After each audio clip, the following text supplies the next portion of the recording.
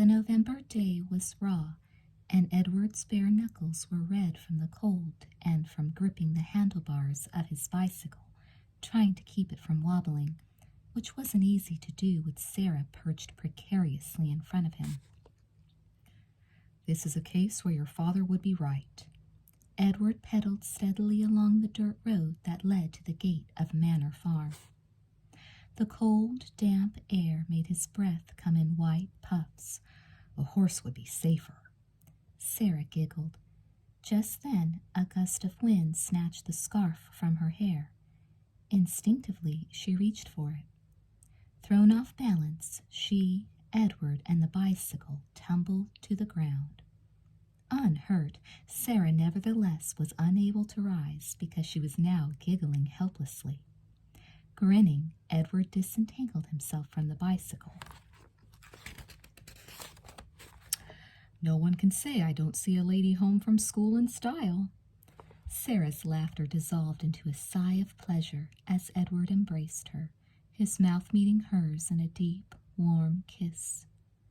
For a moment, she gave herself over to the joyful feeling of being close to him. Then she pushed him away playfully. "We shouldn't be kissing." School had been dismissed early that day and wouldn't resume again until an epidemic of influenza, an infectious and occasionally fatal respiratory disease, had passed. Edward gave her another quick kiss. "I'll take my chances." "We already are," Sarah reminded him. For months now, she and Edward had been meeting secretly, usually in town in the afternoon when Sarah got out of school. Edward would steal a few minutes away from his new job as a ticket seller at the Vista train station. They would just have time for a quick embrace among the trees along the train tracks. The best days were when Sarah's father went away for business purposes, to buy seed and supplies and to negotiate the sale of his produce.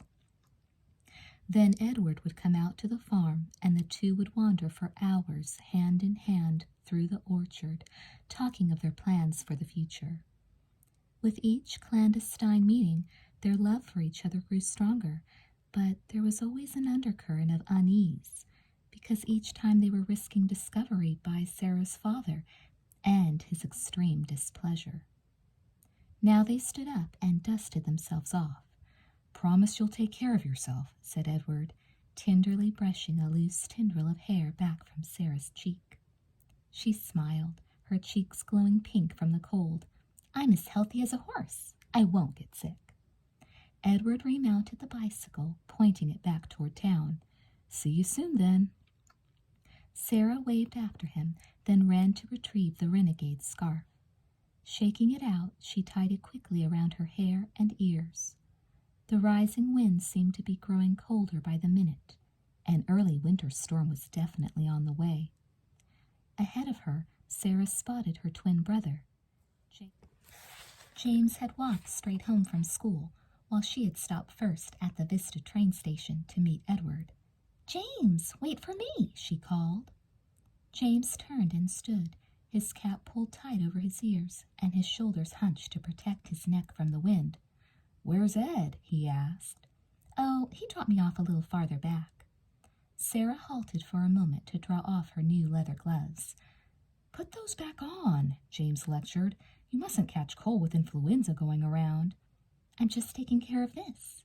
Sarah pulled a ring from her finger and held it up for a moment for James to see. Then she put it in the pocket of her coat. Together, the two walked briskly toward the farm. It was a slender, plain gold ring, all Edward could afford, but it meant the world to Sarah. He had given it to her for her 17th birthday a few weeks earlier as a token of his steadfast love. Of course, Sarah could not wear it publicly. Her father would be angry if he knew she had continued to see Edward, and furious if he knew they were talking about marriage. James, however, knew about both Edward and the significance of the ring. He was Sarah's staunch ally. On many occasions he had covered for his twin sister when she met Edward after school. Sarah knew that James genuinely liked Edward. He didn't share their father's snobbishness. Like Sarah, James felt that, while their father was right about most things, he was wrong about this. You can't hide the ring and Edward forever, you know, James said through a sneeze. When are you going to tell Father? Edward wants to tell him now, but I think we should wait. It will be soon enough when I graduate from school in the spring. Sarah stopped again. Now what? Asked James. She put a hand to her forehead. It was throbbing. I have a headache. We fell off the bicycle back there. Maybe it jolted me more than I thought. James looked concerned for his sister, but as usual, he didn't pass up an opportunity to tease her. You may be coming down with influenza. You'd better not sneak out tonight to meet Ed. Our friendship isn't like that, Sarah defended herself hotly. We only meet by daylight, and you know it. At that moment, James was struck by a whole bout of sneezes. Now it was Sarah's turn to worry.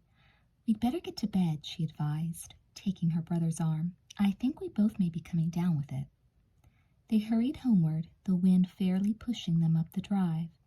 Just as they reached the house, the icy rain began. Not a moment too soon, Sarah exclaimed as they slammed the door behind them.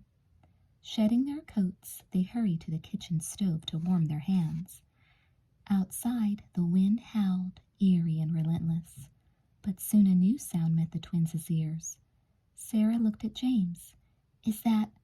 Hail, he confirmed. They rushed to the window. The rain had indeed turned to hail. Pebble-sized chunks rattled against the house. There were rapid footsteps in the hall. Their father burst into the kitchen, his arms loaded with canvas sheets. The seedlings, he exclaimed. James and Sarah needed no further explanation. The peach and cherry ceilings had to be covered, or else hundreds of dollars worth of baby trees would be destroyed by the hail. Both twins reached for their coats. No, you stay here, her father instructed Sarah. We can do it. While her father and brother braved the storm, Sarah slowly mounted the stairs to her bedroom under the eaves on the second floor. By the time she reached the top, she was feeling weak-kneed and light-headed. From her bedroom window, Sarah looked out on the sea of white. Putting a hand to her forehead, she suddenly realized she was burning with fever. Another wave of dizziness washed over her. In the act of unbuttoning her blouse, she fell back on her bed in a faint. For Sarah, the next 3 days passed in a haze. 1 minute she burned with fever, and the next she shook with chills that the heaviest blankets couldn't dispel. She ached from head to toe and felt too weak even to lift her head from the pillow. Throughout the course of the illness, she was aware of one thing: the constant reassuring presence of her father. Sarah knew that James was stricken as well, and that their father had abandoned the work of the farm temporarily to nurse them. He kept Sarah bundled in clean, dry nightgowns and blankets. When her fever was hottest, he held cool cloths to her forehead. When her throat was raw from coughing, he helped her sip soothing herbal teas. At night, he sat by her bed and read to her until she drifted peacefully to sleep. Soon, with warmth and bed rest, Sarah felt much better. On the 4th morning, she sat up in bed and stretched her arms over her head, basking in the sun streaming through her bedroom window. She swung her feet over the side of the bed and took a few experimental steps. She was weak from not eating, but otherwise her energy had returned. The illness had passed as quickly as it had come. It felt so good to breathe easily, to stretch, to walk. Wondering how she could get a message to Edward, who must be very worried about her health, Sarah padded over to the window to look out on the bright fall morning. To her surprise, she saw a man on horseback leaving the yard. She would know that unruly thatch of red hair anywhere. It belonged to Dr. Daly, a close family friend of the Wakefields and Vista's only medical practitioner. Quickly, Sarah slipped on some woolen stockings under her nightgown. Wrapping a blanket around her, she hurried down the hall as fast as her shaky legs would carry her. The door to her brother's bedroom was ajar. Since he had fallen ill at the same moment as she had, Sarah assumed James would be in much the same state that she was that morning, sitting up in bed, suddenly feeling hungry and alert. Instead, she found her twin still bedridden, still coughing, his face pale and slick with sweat. Theodore, sitting at his son's side, looked up as Sarah entered the room. Immediately, she read the anxiety in his expression. "I saw Dr. Daly. How is James?" "Come, back to bed with you," her father said. In a minute, he had Sarah tucked under her blankets once more. "But I feel fine," she protested. "It won't hurt you to spend one more morning resting," her father insisted. "Dr. Daly would concur.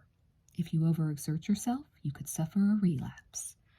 Reluctantly, Sarah accepted the wisdom of this advice and leaned back against her pillows. "But James, is he still ill?" "Yes." Theodore's brow furrowed with lines of worry. "In the last day or so, his condition has grown worse rather than better. This morning I sent for the doctor. It seems James's influenza is complicated by a serious case of pneumonia." "Pneumonia?" Sarah exclaimed. Then she remembered the storm. James had already been exhibiting influenza symptoms when he exposed himself to the damp cold while helping their father save the peach and cherry seedlings. What did Dr. Daly say we should do for him? "Nothing but what I've been doing thus far." Theodore's smile looked forced. "Both of my children have always been as sturdy and stubborn as mules. Our Jim will be back on his feet in a flash." "We'll see to it," Sarah agreed. Of course James would recover. How could he not, with his devoted father and sister both taking care of him?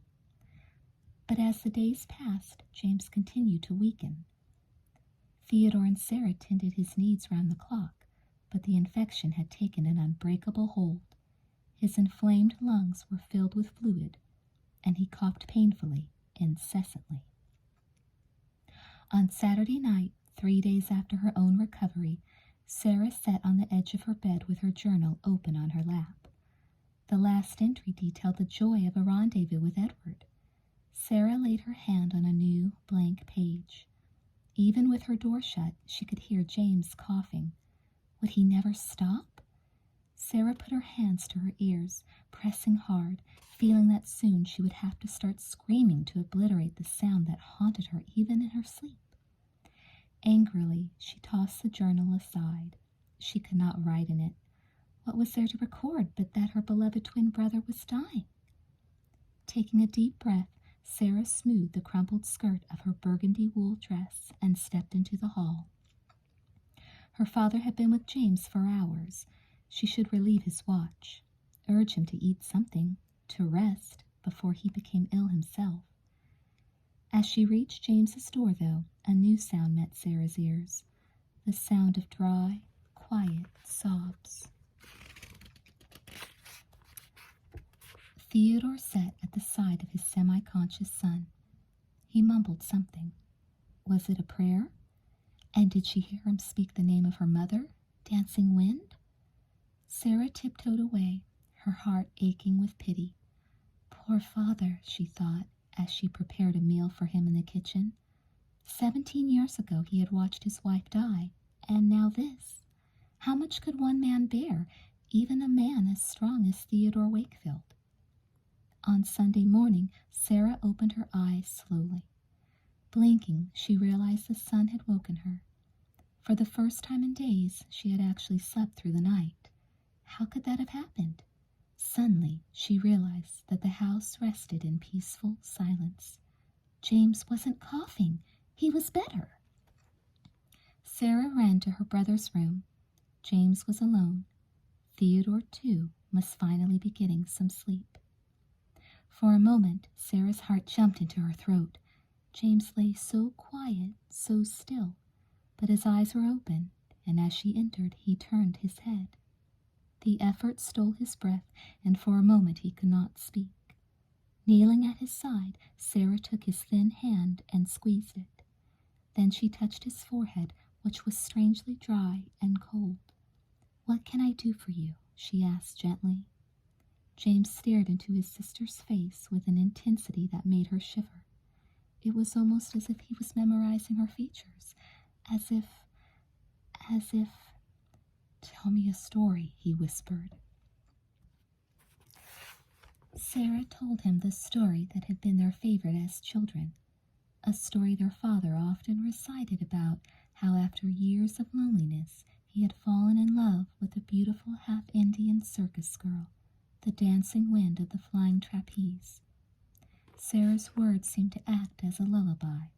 Slowly, James's eyes closed. A feeling of terrible certainty stole into Sarah's heart. The moment had come. She should run for her father. But before she could rise, Theodore himself entered the room. In a glance, he grasped the significance of his son's pale, peaceful countenance and his daughter's brimming eyes. Quickly, he crossed to the other side of the bed. Bending, he pressed a goodbye kiss on James's forehead. James's raspy breathing slowed. Now he sighed one final time, deep and long. And then there was nothing. "No!" Sarah cried. Clasping her brother's limp form to her, she buried her face in the blanket. She felt as if someone were reaching inside her own body to tear away half her heart. Her twin was gone. While his daughter shook with sobs, Theodore sat as if carved from stone, silent with immeasurable sorrow.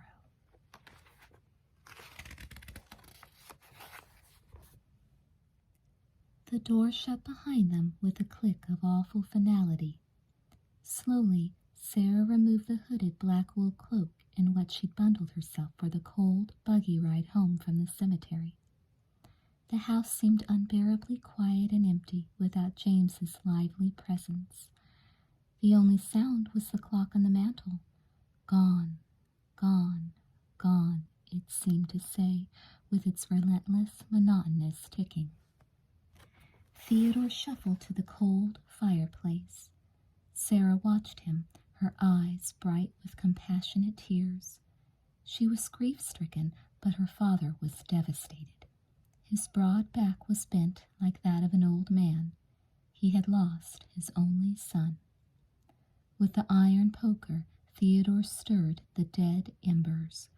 "If I hadn't dragged the boy out into the storm when he was already weak with fever," he said hoarsely, "just as I should never have let my brother, James, mount Raven all those years ago." "Father, no!" Sarah ran to his side and gripped his coat sleeve. "You mustn't torture yourself. It wasn't your fault, then or now." Theodore turned to her, his eyes still shadowed with doubt and agony. "No one loved James more than you," Sarah continued softly. "No one could have cared for him better than you did." Her father put a hand on each side of her earnest face. Then he embraced her with a surprising fierceness. "I thank God that you were spared, my dear child. You are all the family I have left in the world." Resting her cheek on her father's chest, Sarah thought guiltily of Edward. Edward had come to the funeral, but had stayed out of sight on the edges of the gathering. More than ever, Sarah dreaded the prospect of disappointing her father. Would she have the courage to tell him about Edward when the time came? What would she do if she had to choose between the two men she loved?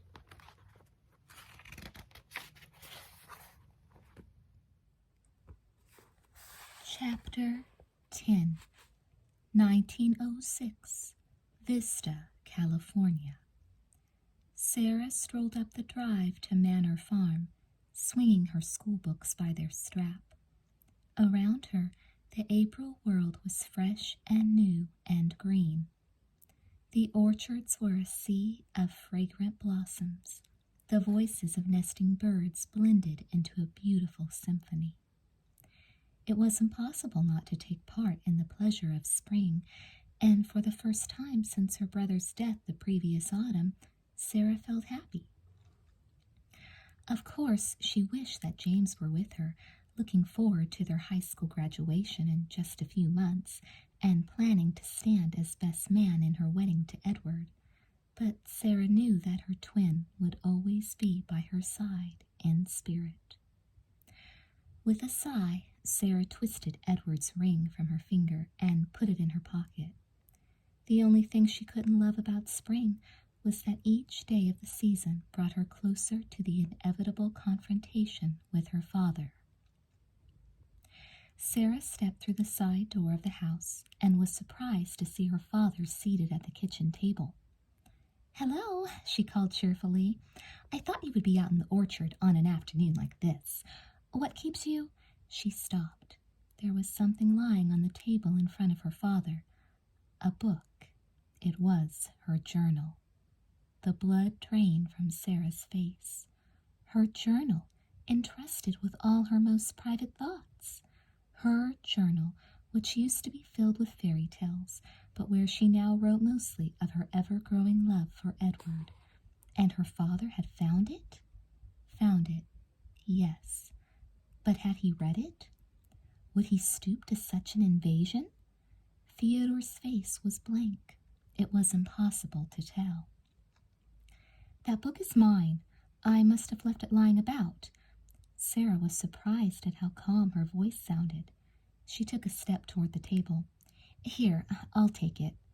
Theodore placed his hand over the small book. "I know your penchant for flights of fancy." He spoke through clenched teeth, clearly fighting for self-control. Sarah's palms grew damp. "Tell me that what you've recorded here is fiction." "You read it?" she gasped. The blood rushed back into her face, flooding her cheeks with angry color. "How could you violate my privacy in that way?" Her father slammed his fist on the table. "How could you flagrantly disregard my wishes," he roared, "and lie to me, lie to my face, for these many months?" "I wouldn't have had to lie if you hadn't been unreasonable," Sarah defended herself. Her heart pounded and her throat grew tight with frightened tears. In all her life, her father had never raised his voice to her. "There is no excuse." Theodore's voice fell, but it was still ice cold. "However you have been behaving behind my back with this young man, your lying is a far worse betrayal of the trust we've always shared." "Don't you think I wanted you to be able to trust me?" Sarah cried. "Do you think I wanted to deceive you?" The tears spilled over, flowing down her cheeks. Theodore stood. "Sarah?"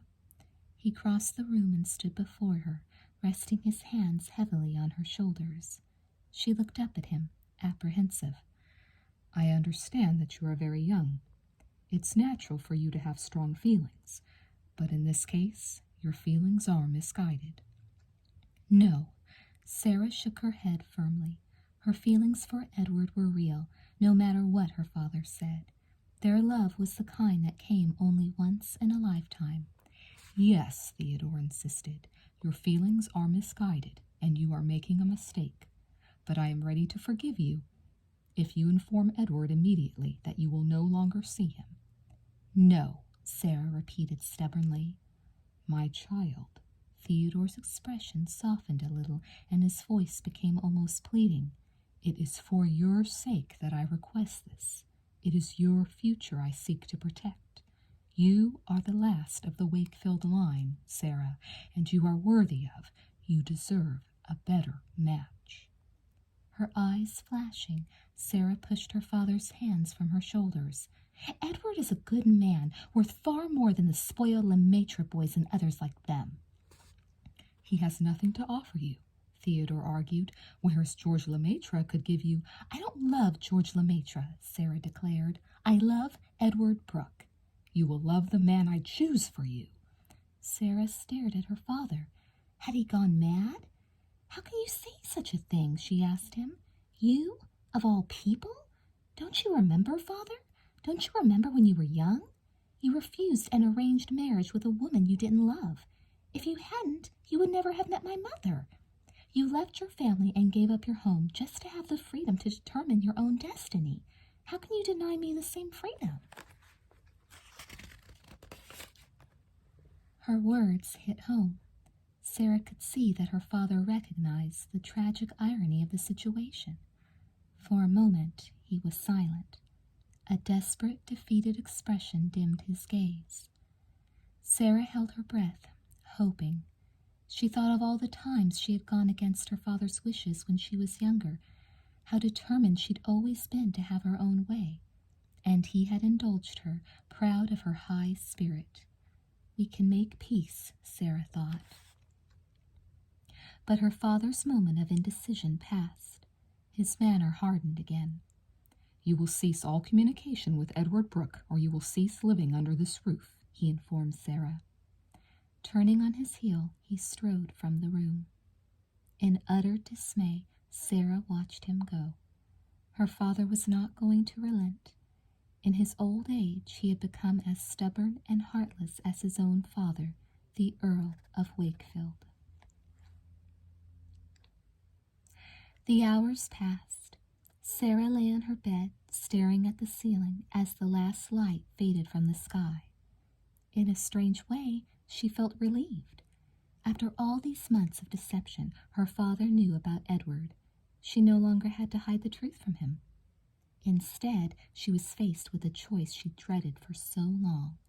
Either she remained her father's daughter and stopped seeing Edward, or she disobeyed her father and what? Theodore's harsh words echoed in her brain. You will cease to live under this roof. It was late when Sarah finally heard her father's slow, heavy footsteps retreating down the hall to his bedroom. She waited one more hour. Then, when she was sure her father must be asleep, she got to her feet.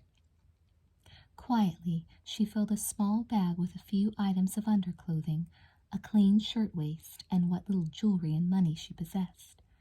Carrying her shoes and coat, she slipped, ghost-like, down the stairs.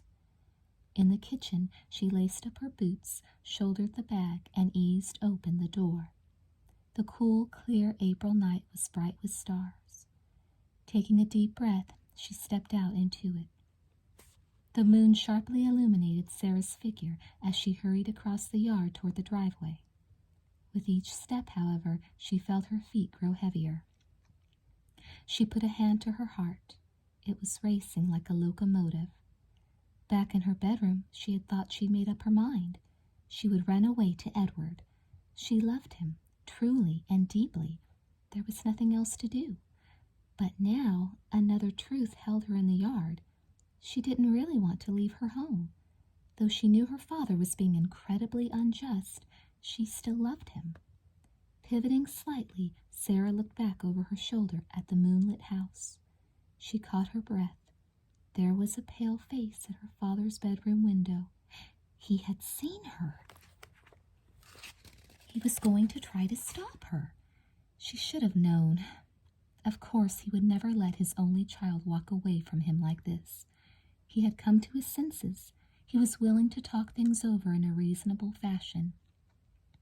When he lifts the sash and calls to me, I will go back, Sarah thought, already imagining their tearful reunion, the affectionate apologies on both sides. But the window remained tightly closed. After a long moment, the face moved away, leaving nothing but darkness and silence.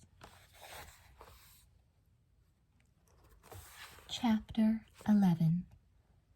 After an hour of shivering in the chilly April night, Sarah decided to risk waking Edward's parents by throwing pebbles against Edward's bedroom window. A minute later, Edward's puzzled and sleepy face appeared, and he threw up the sash. He was obviously surprised to see Sarah standing below. "Sarah, what—" "Shh!" She motioned for him to come downstairs. In a few minutes, the front door of the Brooks' house opened, and Edward emerged. He shut the door noiselessly and turned to Sarah. A look of concern appeared on his face when he saw her shivering body and forlorn expression. He put his hands on Sarah's shoulders. "Tell me," he said gently. "Tell me what's happened." Quickly, Sarah related the events that had led up to her decision to run away. Her father discovering and reading her journal, the argument and his ultimatum, her long hours of self-examination. "And so I thought that—" Sarah stuttered to a stop. Her cheeks grew pink. Suddenly, she recognized how truly bold her action had been. She had left her father's house and come to offer herself to Edward. What if he wasn't ready? What if he didn't want her? Edward slid his hands from Sarah's shoulders and around her back, folding her close to his broad chest. "You love me that much?" His deep voice shook with emotion. Lifting her face to his, she nodded. I do love you that much." "And I love you with all my heart." Bending his head, Edward kissed her. For a long moment they stood as if melded into one form. Then Edward pulled back slightly. He cleared his throat and smiled at her almost shyly. "Well, you took me by surprise, but I think I can handle it." Taking her hands in his, he got down on one knee. "It looks like we shouldn't waste any more time, Miss Wakefield. Will you do me the honor of becoming my wife?" Sarah beamed. There was nothing in the world she wanted more. "Yes, Mr. Brooke," she replied with equal formality. "Hurrah!" Edward declared, jumping to his feet. Grasping her slim waist with his strong hands, he lifted her high in the air. Then he set her on her feet once more and grew practical. "We can't really turn to my parents either. We've kept them in the dark as well, and they wouldn't approve of a hasty marriage. I say we hop the next train to San Francisco and find a justice of the peace there." Sarah nodded her consent. Edward checked his pocket watch. "The first train from Vista to San Francisco doesn't leave until 6 this morning, but another train heading to San Francisco will pass through the station in about 30 minutes. It doesn't usually stop, but I can try flagging it down. Are you ready?" Sarah hoisted her bag. "I'm ready." After the 10-minute walk to the station, Edward used his keys to open the station house. There he left a note for the station master explaining his sudden departure and enough money for the 2 one-way tickets he took. Sarah felt a bit like a hobo when Edward succeeded in getting the speeding locomotive, brakes screaming, to stop just long enough for them to clamber on board. They handed over their tickets and collapsed into seats by a window. Suddenly, Sarah was ravenous. Edward must have read her mind, for he rummaged in his coat pocket and produced a couple of pieces of candy. He grinned ruefully. "Well, this isn't much of a wedding day breakfast, but it will have to do until we get to San Francisco." Our wedding day breakfast. Sarah's eyes misted with sudden emotion. As distraught as she was over the rupture with her father, this was still the happiest day of her life. Edward clasped her hands in his. "Sarah, we didn't have much time back there to talk about all of this. Are you sure this is what you want to do? We can always take a train back to Vista." No, Sarah said firmly. "This is what I want. I want to be with you." "I promise to take good care of you," Edward said. "Of course, I would have preferred to have your father's approval, but you'll see." He squeezed her hands. "When he sees how happy we are together, everything will be all right again. Someday you and your father will make peace, Sarah." "Shh, Edward. Let's just think about how wonderful our life together is going to be." Edward leaned over and kissed her gently. "We'll always remember this day," he predicted. "April 18th, 1906, Sarah agreed, feeling a sudden thrill. Our wedding day. "Let's find a hotel and book a room," Edward suggested as they disembarked from the train in San Francisco. It was around 4 o'clock in the morning. The sky was still dark, and there were scarcely any people around. "It's too early to find a justice of the peace. We can ride the cable car, and when we see a place we like, hop off." A little while later, they were seated on the cable car and were headed up an impossibly steep street. As they rattled down the other side of the hill, they got a breathtaking view in the pale pre-dawn light of the sparkling bay and dramatic headlands beyond. "That's where I want to stay," Sarah exclaimed suddenly, pointing at a quaint 3-story hotel. "Your wish is my command." Edward asked the driver to stop and then helped Sarah out onto the sidewalk. Together they entered the hotel's lavishly decorated lobby. Sarah's heart pounded, and she felt sure her cheeks were stained a guilty red. What would the desk attendant think of an unmarried girl checking into a hotel at dawn with a young man? But perhaps I already look like a newlywed, Sarah thought, drying off her gloves. Twisting the ring on her finger, she watched nervously as Edward signed the register, Mr. and Mrs. Edward Brooke. Together, she and Edward climbed the wide, carpeted stairs to their room on the 3rd floor. Sarah was about to step through the door when Edward grasped her arm. "Wait," he grinned. "We have to do this properly." Stooping, he swept Sarah up in his arms. Squealing with laughter, she clasped her arms around his neck. With great ceremony, Edward carried her over the threshold. "What a lovely room," Sarah said, her eyes taking in every delightful detail. There was a view of the water from the brocade-curtained windows. The shiny wood floors were scattered with soft rugs. Fresh flowers stood in a vase on the chest of drawers, and on the big 4-poster bed there was a colorful quilt. Edward sat down on the edge of the bed. Ducking her head to hide her shyness, Sarah busied herself placing the few personal things she brought with her in one of the drawers. She had to bite her lip to keep from giggling. Being alone with Edward like this made her feel incredibly nervous and giddy.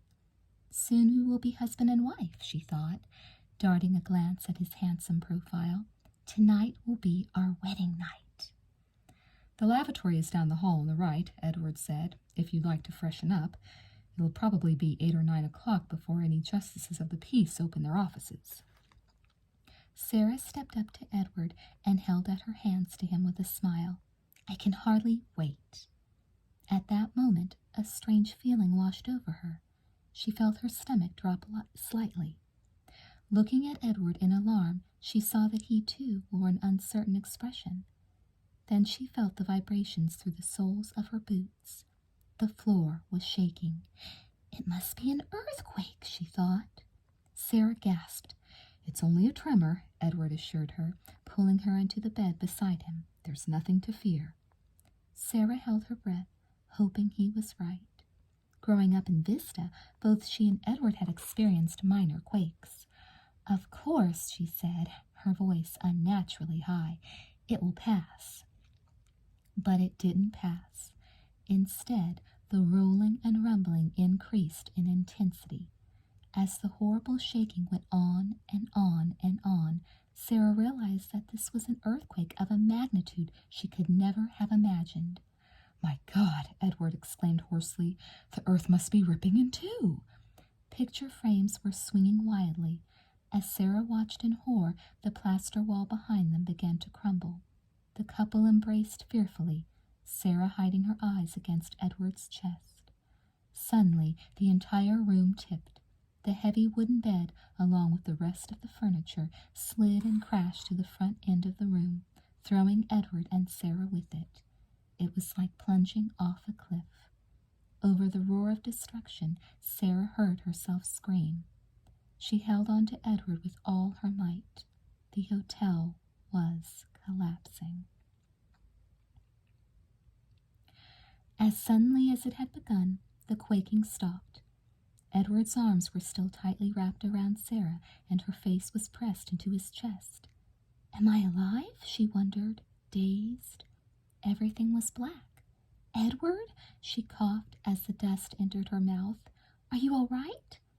When Edward also began coughing, Sarah could have wept with relief. He was alive! They had survived! But the hotel had fallen into ruins around them.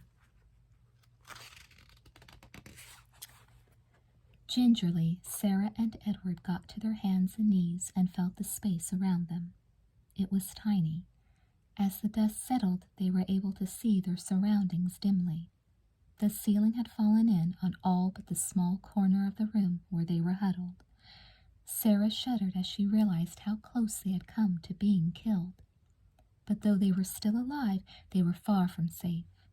"We've been buried," she whispered, "buried alive." Edward took her in his arms again. She knew he couldn't deny that their situation appeared dire. "We'll find a way out," he said, without conviction. "There's no way out. Edward, this cramped, airless space will be our tomb." Sarah began to cry quietly. "I wanted only one thing, to become your wife, and now—" Edward smoothed a hand over her hair. "I love you as much as if you were my wife." "But I'm not." "Then let's marry right now. We don't need a justice of the peace in order to vow our eternal love for each other." Gazing deep into Sarah's eyes, Edward said, "Sarah Wakefield, I promise to love and cherish you always until death do us part." Overcome with emotion, for a few seconds Sarah could not speak. Then she managed to swallow her tears.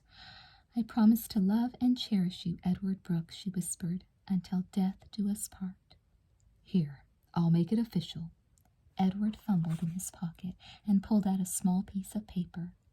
In the murky light, Sarah could see that it was the receipt the desk clerk had written up for them when they checked into the hotel.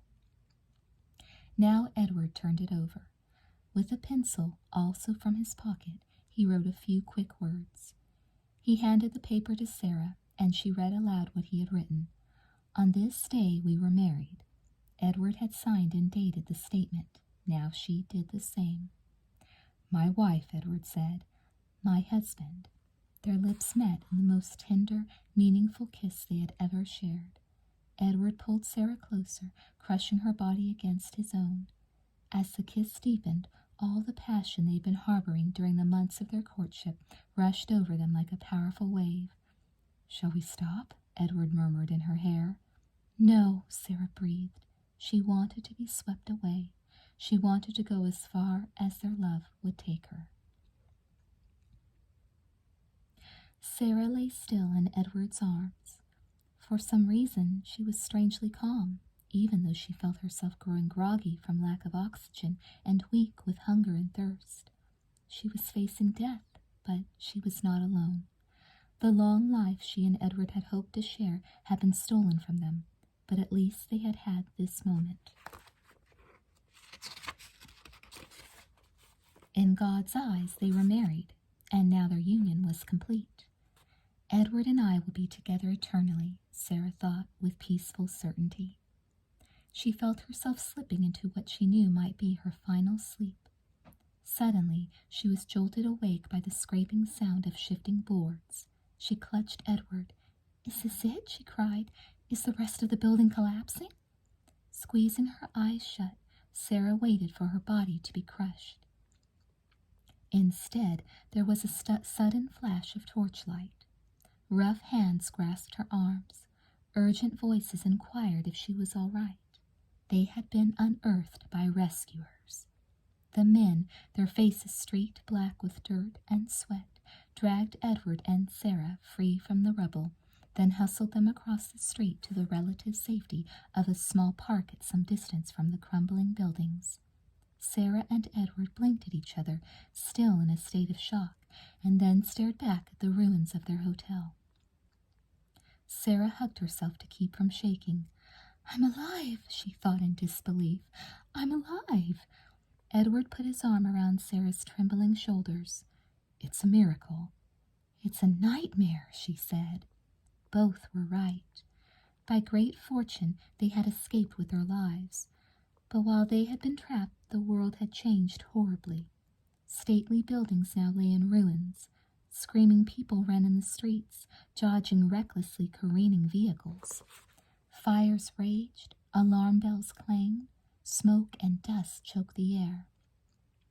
"I must go help the men who rescued us," Edward announced. "Who knows how many people are still buried alive, as we were." "No," Sarah clutched his sleeve. "Please don't leave me." Edward brushed her cheek with the back of his hand. "I must. I'll be back with you as soon as I can. Wait here." Helplessly, Sarah watched as Edward ran back to the ruins of their hotel to join the rescue effort. Of course he had to go, she realized. He could not stand by and do nothing when the cries of the injured and imprisoned could still be heard. But selfishly, she wished he could stay with her. She was still trembling from her brush with death.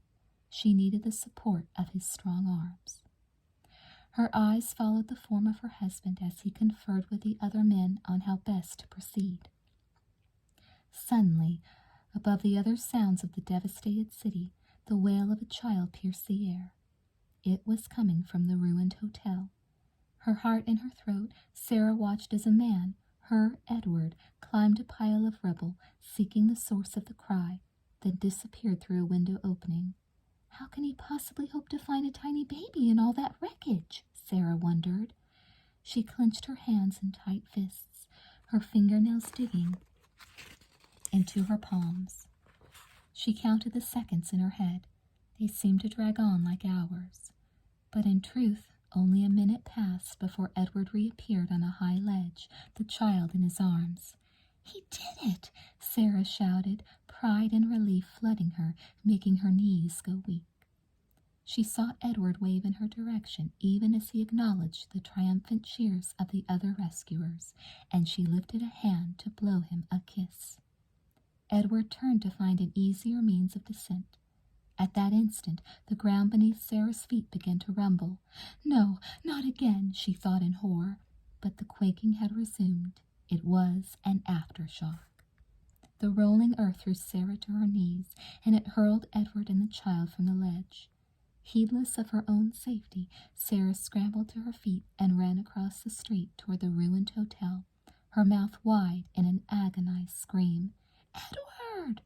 He lay on his back on the hard, buckled stone of the sidewalk, the baby clutched to his chest. The baby was crying.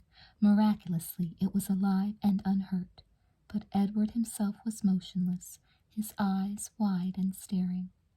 Sarah fell to the ground and clasped his head in her arms. "Speak to me," she begged. "Oh, Edward, please, please!" One of the rescuers reached past her and put his hand on Edward's throat to check the pulse. Sarah heard the man's voice, but tried to push it away from her. "Dead," the man said to the others standing by. "No!" Sarah cried. "No, he can't be. He's my husband. We were just married. Don't take him away from me." Holding the baby, Sarah sobbed hysterically as the men lifted Edward's limp body onto a stretcher and carried it to a wagon that was serving as a makeshift ambulance. She stared after the wagon, barely noticing when the child's mother, crying with joy and relief, snatched the baby away from her. The wagon rumbled away along the ruined road, disappearing into the whirl of smoke and flames. Now empty, Sarah's arms fell limply to her sides. "My husband, don't take him away from me." She whispered the words over and over as she stood, devastated and alone in what felt like the end of the world.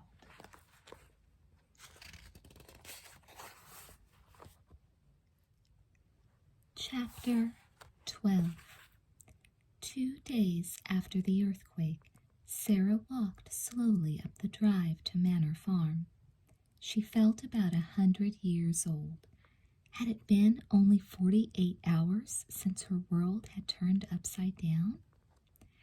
Hours after Edward's death, she had collected her wits enough to find the hospital to which his body had been carried, and then she had gotten a message to his parents. Stunned by their sudden and unexpected loss, Mr. and Mrs. Brooke had hurried to the ravaged city to bring their son's body home for burial. They had brought Sarah back with them on the train, and despite their shock and distress, they were sympathetic when she told them the story of her and Edward's elopement. Of course, it wasn't the real story, the whole story.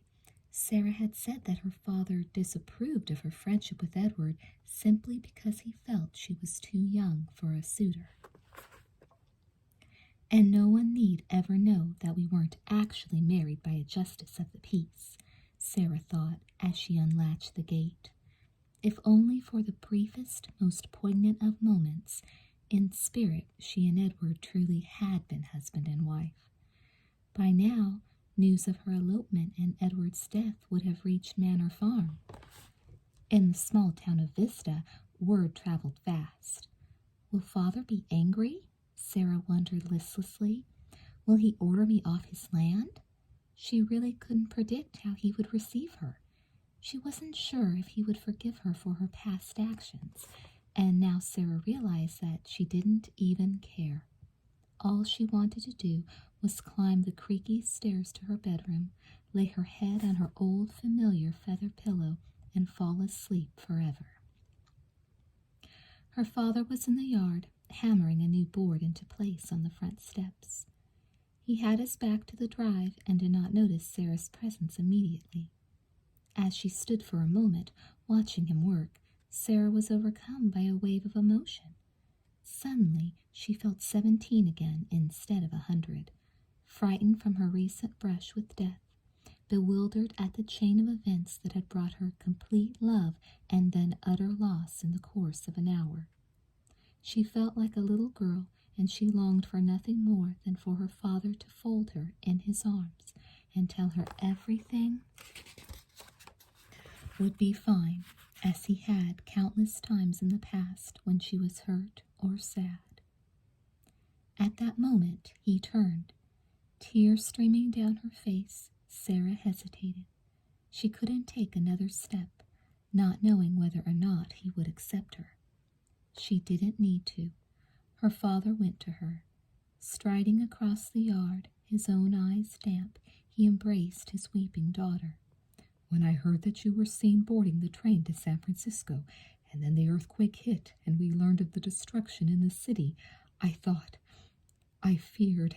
His voice cracked. "I'm here, Father," Sarah sobbed, "and I'm sorry. I'm sorry I ran away.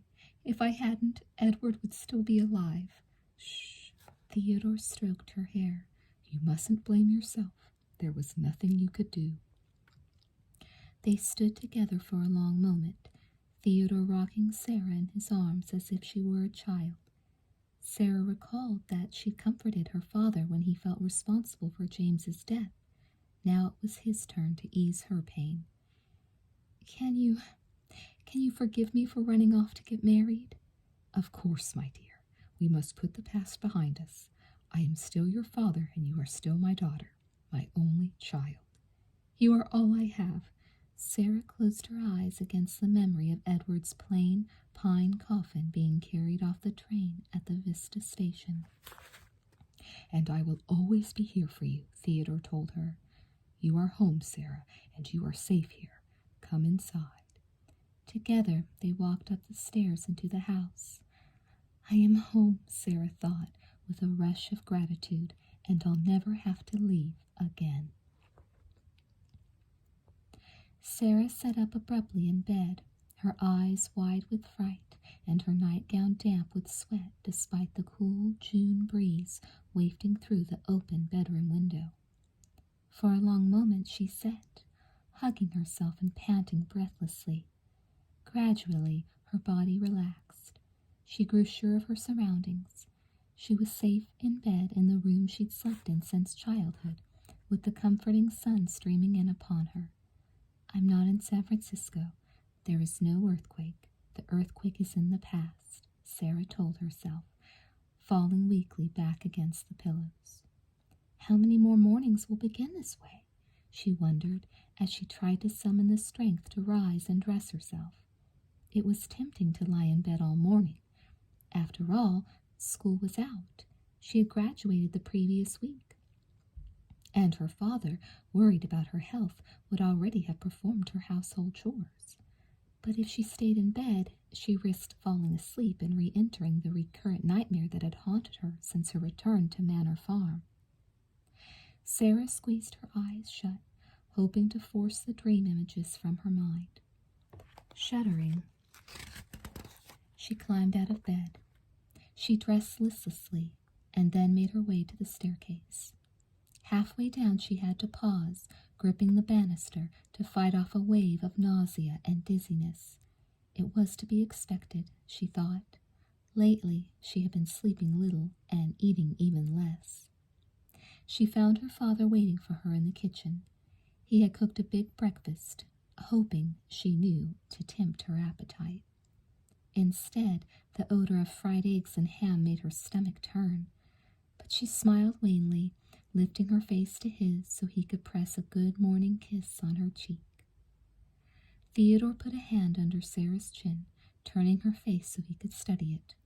"You slept poorly again," he guessed, his brow creased with concern. I tossed and turned a bit, Sarah admitted, her tone as light as she could manage, but I do feel better. She took a seat at the table. Her father placed a plate of steaming eggs and ham and crusty homemade bread in front of her. Sarah tore off a bit of bread and dipped it experimentally in the egg yolk. She wanted to force down a few bites, just to please her father, but the instant the food touched her lips, she knew she could not swallow it. Dropping the bread, she jumped up from the table and ran to the side door. A minute later she returned, her face pale. Her father had not tasted his breakfast either, and now he peered at her anxiously. "You're sick," he pronounced. "It's time to take you to Dr. Daly." Despite Sarah's feeble protests, her father soon had her settled in the buggy, a light blanket tucked over her skirt. A short drive brought them to Dr. Daly's office on the first floor of his little frame house in town. "It's nothing, really," she told Dr. Daly as he closed the door to the examining room behind them. "I've been having nightmares and not sleeping well, and as a result, I don't have much of an appetite." "Your father may be overreacting," Dr. Daly agreed. "I know that since James's death he's felt particularly protective of you, but there may be something amiss, and it's always better to be safe than sorry." In a matter-of-fact manner, he proceeded to ask Sarah a number of questions, a few of which were so personal they made her blush. Then he examined her briefly. Finally he sat back, looking at her with an odd expression. "My dear, I hope this will be happy as well as surprising news." Sarah sat forward on her own chair, her heart beating fast from a sudden intuition. Am I... "You are expecting," Dr. Daly smiled kindly. "You have suffered a terrible loss, my dear. But now, what a comfort it will be to have a child to remember your late husband by." Sarah was frozen in her seat. She gulped, momentarily unable to speak. "My late husband?" "Yes," she whispered. "What a comfort." "Come see me again soon," the doctor instructed as he ushered her back into the parlor that served as his waiting room, "and we can talk about what to expect over the next months. In the meantime, make sure you get some nourishment. Your appetite will soon be back to normal, I promise." Theodore had risen to his feet, and now Dr. Daly tactfully left them alone. Sarah's hands clenched into tight fists. What am I going to tell him, she wondered. As they walked out to the buggy, Sarah realized she had to tell him the truth. "Well," Theodore helped his daughter into the buggy, "what is the doctor's diagnosis?" Sarah waited until the horse was trotting briskly down the street. Then she took a deep breath and blurted out, "The doctor says that I am expecting a child." Theodore's thick eyebrows shot up. Sarah watched him apprehensively. To her surprise, a smile gradually spread across his craggy face. "A child? A grandchild? Another Wakefield. Of course, it will be named Brooke after its father, but it will be a Wakefield all the same, eh, Sarah? I hope your marriage license was not lost in the earthquake. We'll need it when we register the baby's birth." Sarah bit her lip. He doesn't need to know. No one needs to know. It will be better that way. I will say the license was lost. But even as these thoughts tempted her, Sarah knew she couldn't lie to her father this time. She couldn't live with such a lie for the rest of her life. She was an adult. She must take responsibility for her own actions. Sarah took another deep breath. "Its name will not be Brooke," she said quietly. "Edward and I... He gave me the ring I wear long before we went to San Francisco. We wrote our vows on a scrap of paper, but there was no legal marriage." "No marriage?" They had passed the town limits and were on the drive leading to Manor Farm. Now Theodore reined in the horse and whipped his head around to stare at his daughter. "No marriage?" Sarah shook her head, trying her best to appear calm and unafraid. "No legal marriage. The earthquake came before we could visit the Justice of the Peace." "But in the meantime you were carrying on as husband and wife," Theodore roared. "We were not carrying on. We behaved with propriety at all times." You were sneaking around behind my back." Theodore's eyes flashed with fury. "Does the entire town know about your behavior?" Sarah's cheeks flushed hot with anger. "Father, there was nothing to know. Nothing happened between us until we went to San Francisco. We may not have been married on paper, but we were married in spirit." "In spirit," her father scoffed. "The words are meaningless. The child you carry has no father, no name." "Edward is its father," Sarah cried, "and I will name it whatever I want. What does it matter what it's named?"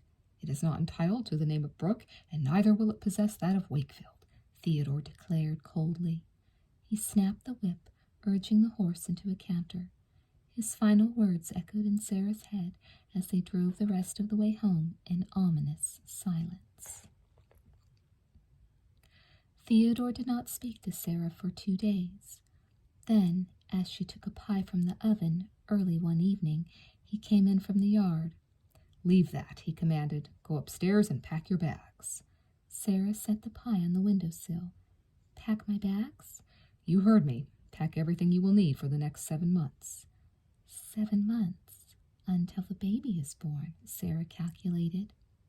Bewildered, she hurried upstairs.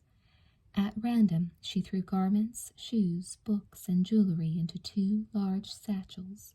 Then she tied on a wide-brimmed hat trimmed with blue ribbons and presented herself before her father in the kitchen.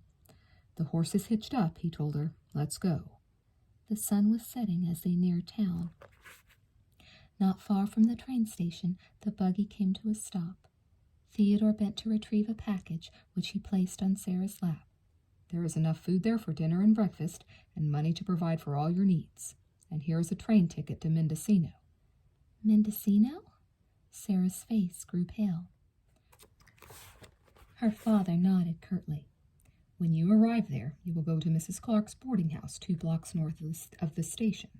She is expecting a young widow by the name of Sarah Brooke. Mrs. Clark will give you the keys to the house I've rented for you. There is a physician in town, Dr. Schmidt, and he will attend you when your time comes. If you need more money, you may telegraph me and I will send it." "You're sending me away." Sarah's voice was small and choked with tears. "I've requested Dr. Daly's silence and cooperation in this matter," her father continued, ignoring her. "I will tell our acquaintances that you have gone away for your health, to cure the nerves that were shattered by the earthquake. No one will know of the illegitimate birth."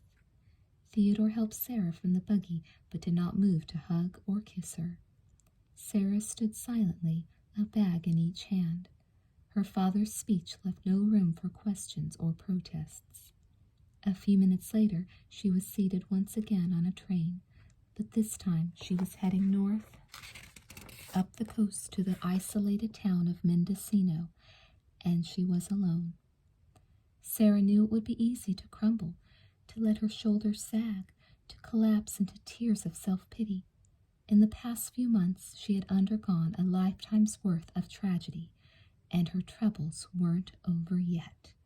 But her father wasn't the only one who could be strong. "I won't give in," Sarah promised herself, lifting her chin. "I won't cry. I might not know what the future holds, but I'll be ready for it. After all, I'm a Wakefield, too." Chapter 13. 1907, Mendocino, California. "That's enough breakfast for you, Teddy," Sarah told her baby. Then she lifted little Edward above her head, laughing at his attempt at a smile. "What a big boy you're getting to be." Holding Teddy against her shoulder, Sarah paced the parlor of the small rented house on the cliffs where she had been living for more than 7 months. She patted Teddy's back lightly until he emitted a tiny burp. Then she returned to her seat in the rocking chair by the back window. The front of the house looked out on the main street of the quaint little coastal town. In back, a small yard quickly gave way to a steep, rocky cliff. Sarah had spent many an afternoon during the course of her pregnancy strolling along the cliffs, a heavy wool shawl wrapped around her, contemplating her situation to the sound of the crashing waves below. She had made few acquaintances in town, thinking it best that she keep to herself.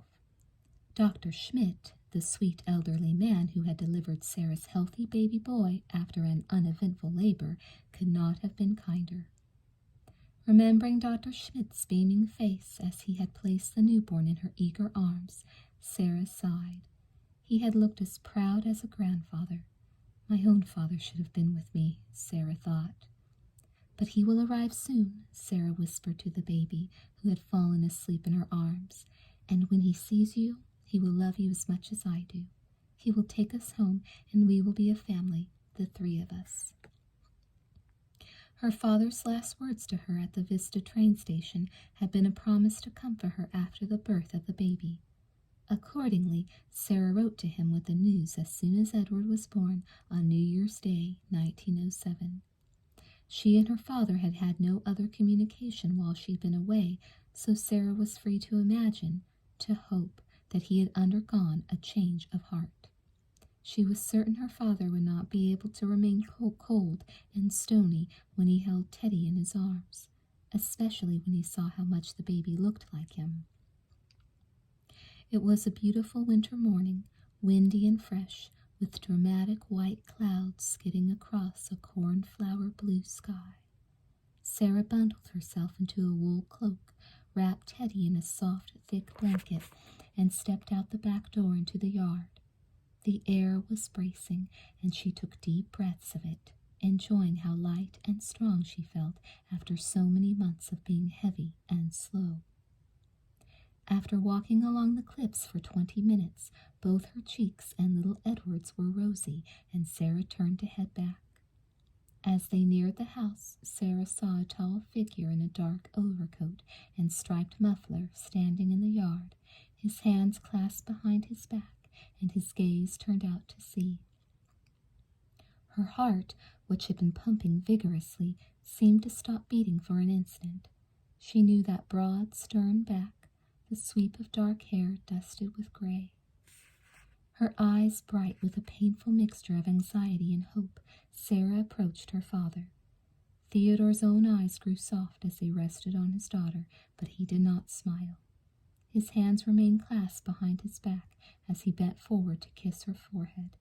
He did not move to touch the baby, and Sarah, who'd been about to offer the child for her father's inspection, held Teddy close. "You look well," her father observed. "I feel well," she replied. "I had an easy time, and Teddy is perfectly healthy, thank goodness." "Teddy." The beginnings of a pleased smile touched the corners of Theodore's mouth. "Yes, Teddy. I've named him Edward Wakefield." Sarah feared her father would be disappointed that Teddy was short for Edward rather than for Theodore. She was right. Instead of smiling, Theodore gave the baby a quick, cool appraisal, then turned away, avoiding her eyes. "I've come to take you home, Sarah." Sarah's heart flooded with gratitude. Because her father was a proud man, he was going to maintain his pose of distance and disapproval. But really, she thought, he loves us. He wants us back. "I'm so glad. It will only take me a minute to pack our things." "You don't understand." Theodore paused to clear his throat. "I've come to take you home. You alone." Sarah was confused. "But the baby?" "The baby must be left behind. He can be put up for adoption. We will find another home for him." Sarah stared at her father in shock and disbelief. His tone was as calm as if he were discussing whether he'd prefer cherry or peach pie for Sunday dinner. She clutched the swaddled infant closer to her. "Never!" she cried. "Sarah, you know the story I told in town," her father reminded her. "You went away for your health. You simply cannot return to Vista with a child." "Then I will not return at all," she declared. "If that's the way you wish it," Theodore's jaw tightened, "you will not return to Manor Farm now or ever. I will see that you are cared for, however, as long as you take up residence far from Vista." She was being banished. The incredible realization hit Sarah like a spray of icy ocean water. Unwittingly, she echoed the defiant words Theodore had spoken to his own father many decades earlier. If you won't recognize your own daughter and grandchild, I don't want your money, Sarah declared, tossing her hair back. Theodore was startled. For a long moment he stared back at his willful daughter. They were so much alike. Too much alike, perhaps. There was no way he could bring himself to give in and accept her and her child, just as there was no way she could give up her baby. Theodore turned away from Sarah. Sarah couldn't tell whether there were tears in his eyes, and as her father strode off, disappearing around the house without a backward glance, she realized that she would never know. Standing alone on the cliffs, Sarah succumbed to tears herself. She would never again see her father or the home where she had been raised. She pressed her face against little Teddy's plump, downy cheek. It wouldn't be easy, she knew, but somehow she would make a home for her son, even though she was only 18, alone in the world with a child and no husband. But how will Teddy feel, she thought suddenly, when he grows up and realizes he has no father, that his parents were never even married? Sarah had been so busy worrying about her own situation that she hadn't stopped to consider what the consequences of illegitimacy would be for her son. The other children would find out, and their parents would forbid them to play with him. Teddy would be ashamed of her and of himself. As Sarah gazed deep into her baby's eyes, she realized what she must do. She must make a sacrifice, very different from the one her father had proposed, but in its own way no less difficult. Teddy would never know he was illegitimate. She would raise him to believe that she was his aunt, that his real parents were dead, killed in an accident. "I'm not your mother," Sarah whispered to the baby, practicing the painful words. "I'm your aunt." She sobbed. As if in sympathy, Teddy scrunched up his face and began to cry.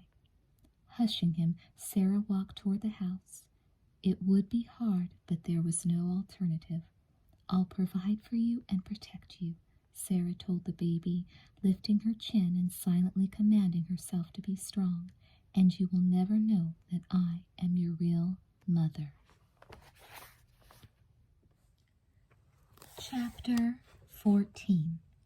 1924, Chicago. 17-year-old Ted Wakefield burst through the side door into the first-floor apartment of the white frame house in the Lincoln Park section of town. He found his aunt sitting at the kitchen table with her stockinged feet up on a chair. She'd kicked off her high heels and tossed aside her brimless summer hat. Ted dropped the bag holding his schoolbooks and tennis racket on the table and straddled a chair facing her. "Another long day at the office, huh, Aunt Sarah?" For a number of years, his aunt had worked as a clerk typist for the Chicago district attorney. The DA was busier than ever since the onset of Prohibition. "The usual," Sarah said, unpinning the thick coil of dark blonde hair from the nape of her neck and shaking it loose. "I was just thinking how happy I am that the days of corsets are past." She patted the loosely belted waist of her cotton dress. "If you ask me, the new fashions have done as much to improve women's status as getting the vote did a few years ago." Ted laughed. "Here." He handed her some envelopes. "I ran into the postman on my way in." Sarah flipped through the mail. "Nothing but bills," she observed with a sigh. A pang of guilt stabbed Ted's heart. His aunt never complained, but he knew it wasn't easy for her to make ends meet. In the aftermath of the Great War, the country was prospering and she had a secure job. The two of them lived comfortably. But despite her frugality, Ted knew she was never able to put much aside in the bank account she'd started so he could go to college. "She's done so much for me," Ted thought. Not that she ever drew attention to the sacrifices she'd made, but he knew the whole story. His parents, James and Edwina Wakefield, had been killed in a train crash in California shortly after his birth, and his young aunt, only in her late teens and herself recently orphaned by the death of her own father, had decided to raise her beloved older brother's child as her own. Someday I'll pay her back, Ted thought. I'll have money and I'll give her everything she's ever wanted. He couldn't keep the news to himself a moment longer. Guess what, Aunt Sarah? I've gotten another job. Another job? What about the paper route? I'm keeping the route, he replied, but that's just nickel and dime stuff. It'll never pay for college. I found something else that starts next week, right after I graduate. I'm going to be a waiter at a jazz club, the Black Cat Cafe. They say the tips are swell. I bet they are, Sarah frowned slightly. I don't know, Teddy. Perhaps you shouldn't work at a place like that. My boss was telling me just today that he might have some overtime work for me. With a few extra dollars a week, I won't allow you to work overtime just to make things easier for me, Ted declared. You work long hours as it is. But Ted, those jazz clubs. Ted knew what she was thinking. She'd never been to one, but obviously she'd heard they were only a step up from the speakeasies spawned by prohibition. Everything at the Black Cat is on the up and up, he assured her, and all the best musicians play there. Think of the swell folks I'll meet. Sarah smiled despite herself. Swell folks? Gangsters and bootleggers are more like it. Ted took her hand in his. I promise you I won't get in any trouble.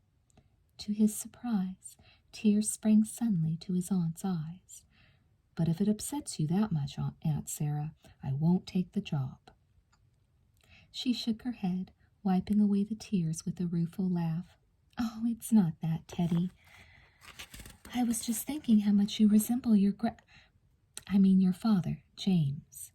Now that you're grown, you're his very image.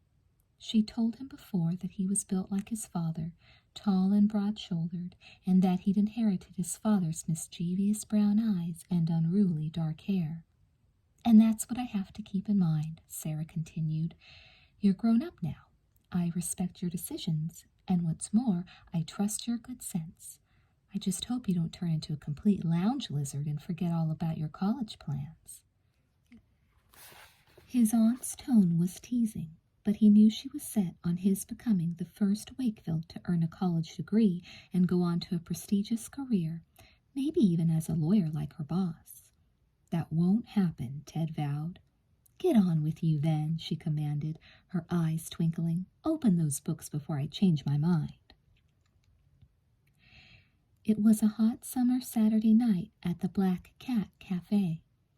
Balancing a tray of soft drinks and near beer in each hand, Ted deftly wove his way among the closely packed tables. The air of the club was cloudy with cigarette smoke and pulsing with the cool, smooth sounds of a jazz quartet. Ted delivered the drinks and pocketed the generous tip casually handed to him by a man in a cream-colored suit and diamond cufflinks. Heading back to the bar, Ted scanned the crowd. In their clinging silk gowns, feather boas, sequined turbans, and glittering beads, the women were as bright as tropical birds. The whole scene was like a moving picture, but with sound and color. Ted absolutely loved it, and he was actually getting paid to hang out here. He delivered another round of soft drinks, turning a blind eye as the patrons spiked the drinks with liquor from their hip flasks. His aunt wouldn't approve, but Ted knew there probably wasn't a nightclub in Chicago where this sort of activity didn't go on, and the clientele at the Black Cat was classier and more discreet than most. Suddenly, a reverent hush fell over the audience. Ted stood quietly, too, the empty tray held behind his back, his eyes half closed. Emmett Slim Stark, one of the greatest jazz saxophonists of the age, was playing a solo. The deep, plaintive notes of the saxophone resounded through the small room. As the solo concluded with a long, drawn-out wail, the crowd roared with appreciation. Ted clapped and whistled. In just a few weeks, he had learned a lot about jazz, enough to know he was hearing the very best at that moment. A few minutes later, the musicians put down their instruments and stepped off the small stage for a break. Ted rushed over to their table with a tray loaded with glasses. "Compliments of the house," he said, smiling at Slim Stark. Resting the tray on the table, he put out his hand. "That was a great set, sir." Stark's coffee-colored face, gleaming from exertion, cracked into a smile. "Thanks for the compliment and the refreshments," he said, his voice as deep and melodious as that of his sax. He struck a match on the tabletop and lit a cigarette. "I hope you're a music critic as well as a waiter." The other band members chuckled. Ted laughed as well. "No, I'm just an ordinary fan." Ted started to pull up a chair. He talked to the musicians who played at the Black Cat every chance he got, and he was dying to ask a virtuoso like Stark a few questions about his technique. But just then, a customer at an adjacent table raised his hand and snapped his fingers for service. Ted couldn't neglect his job. By the time he returned to Stark's table, the band was back on stage, and the table was empty, except for a young woman whom Ted hadn't noticed previously. She had glossy black hair smoothed back into a knot adorned with feathers. Her red sequin dress was slit at the side, exposing slim, crossed ankles and gold-buckled high heels. "Can I get you something?" Ted offered. "I'm not sure," the girl said. "Why don't you sit down while I think about it?" Ted took a chair. "How do you like the music?" She smiled. "It's swell. My dad's the bee's knees, don't you think?" "Your dad?" She nodded toward the stage, then held out one slender hand. "Tina Stark, pleased to meet you." Ted pumped her hand. "Ted Wakefield, pleased to meet you." Tina's eyes crinkled in a laugh. "I thought you would be. Stick around and I'll make sure you get a chance to talk to him all you want after the show. Care to dance?" His head spinning, Ted took Tina's hand and led her to an open space on the floor. They did the Charleston, Ted spinning Tina, then dipping her low. Tina kicked up her foot, laughing breathlessly. "You can really cut a rug, Ted Wakefield." "That's why they hired me," he joked. Now they danced side by side, crossing and uncrossing their hands over their knees. "I'll have to make sure my dad books at the Black Cat more often," Tina said. "The waiters at the other clubs aren't nearly as much fun." As usual, Ted worked late that night, but the hours flew by like minutes. Whenever he was caught up on his drink orders, he talked to Tina. He told her about high school, where he'd been an editor and reporter for the student newspaper, and of his plans to attend college. In turn, he discovered that Tina was training to be a jazz singer. "Music is in my bones," she said. "I eat it, sleep it, breathe it. When I finish school next year, I want to travel and perform with my father." "Gosh, are you lucky. I'd give anything to be inside the jazz scene the way you are." "But you are inside it. You work at the spiffiest club in town, and you know how to talk to people." Ted supposed Tina had a point. One thing was for sure, he'd been bitten by the music bug. "Ever since I first came to the Black Cat, jazz fills my head constantly, even when I'm not on the job," he confessed. "Maybe that's because jazz isn't just music. It's a way of life. It's free and daring and forward-reaching. It's the soul of the 20th century. Tina sat forward, her elbows on the table and her eyes sparkling with admiration. "You talk like a poet. Have you ever thought about writing about all this?" "I'm no F. Scott Fitzgerald," Ted said modestly. "I just wrote for my high school paper. I'm not a real reporter." "You could be a real reporter if you submitted something to a real newspaper," Tina reasoned. "How about the Chicago Post?" Ted laughed at the thought. "Like I told your father, I'm a fan, not a music critic." "You wouldn't actually have to critique the music. That type of article is for the people in the business. You could write for the rest of the world. Write about the music the way you talk about it." Tina gave Ted's hand a friendly, encouraging squeeze. "Don't sell yourself short. You could be great." As Ted gazed into Tina's earnest eyes, he felt his soul fill with sudden inspiration. She was right. He shouldn't sell himself short. He had never considered himself anything more than a mediocre journalist during his days on the school paper, but maybe that was because he hadn't found his true subject. "I'll try it," he exclaimed. Ted phoned Tina even before sharing the news with his aunt. "Hello, Ted," she said, sounding pleased but not surprised to hear his voice. The two had become good friends. They saw each other every night. When Ted was working at the Black Cat, Tina often spent the evening there, and when he was free, he sometimes accompanied her to other clubs to hear her father play. Wherever they went together, they were escorted to the best table in the house. Tina seemed to take pleasure in introducing Ted to the many famous musicians she knew through her father. She told Ted that in his company she felt as if she were experiencing the jazz scene, so familiar to her, for the first time. "What's up?" she asked him now. "Can you meet me in front of the Art Institute in half an hour? I was just about to start dinner." "Forget about cooking," Ted declared. "I have something to show you, and after I do, I'm going to take you out for the best dinner in town." "Something to show me? What is it?" Ted grinned. He had her guessing now. "Show up at the museum in half an hour, and you'll find out," he teased. "See you then." It was dusk when Tina stepped out of the cab in front of the massive Art Institute. Ted was waiting for her by one of the lion statues that flanked the broad cement steps. He had his hands in the pockets of his pinstripe trousers. Some papers were tucked under his arm. "Okay, I'm here," Tina greeted him. "What do you have to show me?" With a flourish, Ted handed her a typeset sheet. He held his breath as she scanned it quickly. "Backstage at the Black Cat," Tina read aloud, "by Ted Wakefield, guest columnist." She looked up at him, her eyes wide. "Ted Wakefield, guest columnist? Is this what I think it is?" He nodded, grinning. "My first newspaper article, and this is only the beginning.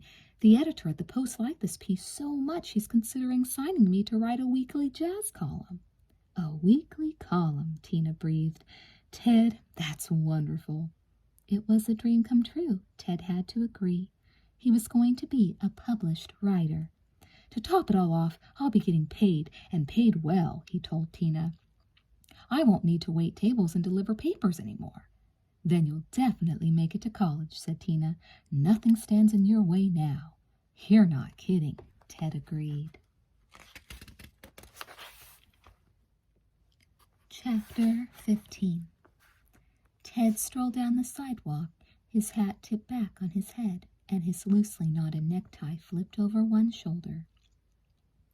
It was a steamy, breathless late August evening, but he felt cool and light in the new, baggy summer weight suit he'd bought just that day. It was a bit of a splurge, but he'd rationalized that he needed some new duds for the job. A newspaper columnist, especially one who covered the jazz scene, needed to make a stylish appearance. And besides, he'd be able to impress the girls with his fancy clothes when he went to college in a few weeks. Ted knew he looked conspicuous, grinning from ear to ear. But for him, life couldn't be better. His guest column had turned into an almost weekly column and was a big success. "Yep, I'm making a name for myself," Ted thought with satisfaction, lifting the oversized bouquet of roses he was taking to Tina and sniffing their sweet, expensive scent. Ted allowed his eyes to be pleasantly dazzled by the neon lights of a motion picture marquee. Having quit his paper route and table-waiting job, he was as free as a bird. On a typical day, he slept until noon and then spent the summer night wandering from one jazz club to another, usually with Tina and his other new musician friends. It wasn't going to be easy to give up such a swell routine and return to the books. Ted approached the Uptown Lounge, where Emmett Stark and his band were booked for a few nights, straightening his hat and tightening his tie. He gave his name to the burly bouncer at the door, then made his way to the front table where Tina was sitting. There was a roll of drums and the scream of a trumpet as the band finished up a number. Ted contributed to the riot of applause. Then he blinked in surprise as Stark stepped to the front of the stage and held out a hand to his daughter. For the next number, the sax player rumbled into the microphone, we're going to get some help from a very special guest. Tina grasped the microphone her father handed her. Smoke swirled around her slim, sparkling, swaying form as the band began playing. After a few beats, Tina's voice, rich and velvety, melted into the quartet's soft, sensuous sound. It was a torchy tune, and Ted was spellbound. He'd never heard Tina sing before. She was wonderful. All around him, faces wore the same rapt expression. This music is transforming, Ted thought, wondering if he could possibly describe the voice, the faces, the magic of this moment on paper for his next column. Tina finished, her voice lingering long on one last, delicious note. The crowd at the lounge leaped to their feet, applauding and whistling furiously. Tina returned the microphone to her father and left the stage. "That was fabulous, Tina," Ted exclaimed when she was back at their table. "You're better than Bessie Smith." Tina's eyes sparkled with pleasure. "You really think so?" "Of course," Ted declared. "I wouldn't say it if it weren't true." "I'm going to miss you when you start college," Tina said. "I won't have anybody around to flatter me." As Ted tapped his feet to the sound of Slim Stark and the band, he took in Tina's words.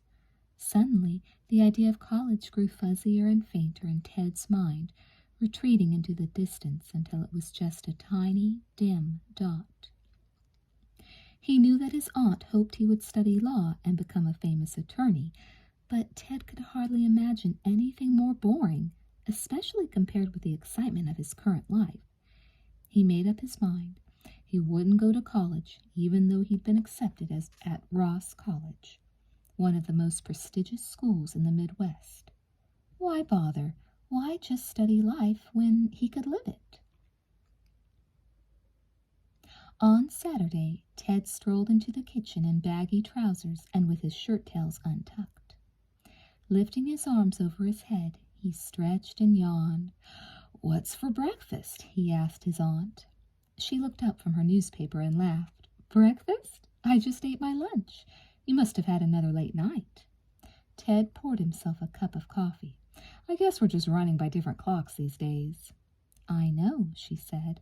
"I feel as if I never see you anymore." There was no blame in her voice, only regret. Still, Ted felt guilty. It occurred to him that his aunt might be lonely. They used to eat breakfast and dinner together, and often in the evenings they would listen to the radio and talk. Since Ted had started writing for the Post, however, their paths rarely crossed. Sarah was already at work when Ted woke up, and in bed by the time he got home from the clubs. "But now that you're up, you have to open this letter before another minute passes," Sarah said, animated again. "The postman brought it this morning. It's from Ross College." Ted didn't comment. Finally, his complete lack of enthusiasm registered on Sarah. "Ted, aren't you excited about starting college?" "I'm just not sure I want to go to Ohio," Ted said, wishing he didn't have to have this conversation with his aunt. "I like Chicago. I know Ross is a small town, but it's only half an hour by car from Cleveland, so it can't be totally provincial," Sarah pointed out. "And the journalism department is very strong, so you—" "I know all that," Ted said abruptly. "It's not just Ross. I don't want to go to college, period." "Not go? But Ted, we've planned this for so long. And with the money I've saved and what you've earned, you can go in style. Nothing stands in your way now." "I'm not worried about money. I can make as much as I need writing for the Post." Sarah looked down into her half-empty cup. "I think it's grand that you've done so well with the Post this summer. You're a good writer. But just think how much you could grow by attending college. It would be a whole new world." "I like the world I'm living in just fine," Ted said stubbornly. "You'll never know what you're missing by limiting your options this way," she argued. "You may never have another chance like this." Ted tossed his coffee into the sink with an angry gesture. "They're my options," he snapped, "and I'll do what I want with them. I wish you wouldn't try to tell me what to do. You're not my mother." Even as he spoke, Ted regretted his selfish, childish words. They were so unfair. The fact was that his aunt had been both mother and father to him. She'd worked for him, cooked and cleaned and sewed for him, taught him how to read and write his ABCs, and how to throw a baseball. She dedicated her life to ensuring his well-being. But maybe that's partly why we're fighting like this, he thought. Sarah's usually rosy cheeks had gone pale. I'm sorry, Aunt Sarah, Ted said gruffly, but you can't live my life for me, and I can't live yours for you. When she didn't reply, he took the letter from Ross and turned away. He didn't want to see her cry. It was late when Ted parted with his friends outside the Black Cat Cafe. He hopped into a taxi and sped uptown. In front of the house in Lincoln Park, Ted tipped the driver generously, then climbed out of the car. Trudging up the steps, he saw that a light was on in the living room. Aunt Sarah must be up, he thought, surprised and somewhat annoyed. He'd been avoiding his aunt for days, ever since their confrontation over the college issue. Ted was standing firm in his decision not to go to Ross. Still, that night he felt somehow jittery and unsure of himself, thinking about the fact that the very next day classes started there. What would it be like to walk across the wide green lawns with flocks of other freshmen, to listen, pen in hand, to the lectures of wise, distinguished professors? Easing the front door open, Ted shook those thoughts from his head. He'd have to tiptoe past the living room. He didn't want another lecture from his aunt about how he'd be making a mistake by not going to college. But when he caught a glimpse of his aunt, something about her attitude made him pause. She was sitting on the living room sofa, as motionless as marble. There was something in her limp hand. A letter, Ted guessed. He stepped into the room. Aunt Sarah, are you all right? Have you received bad news? She jumped, startled at his sudden appearance. Bad news? Ted was struck by how pale she was. Yes, I guess it is. Her fingers tightened on the sheet of paper, and her voice cracked.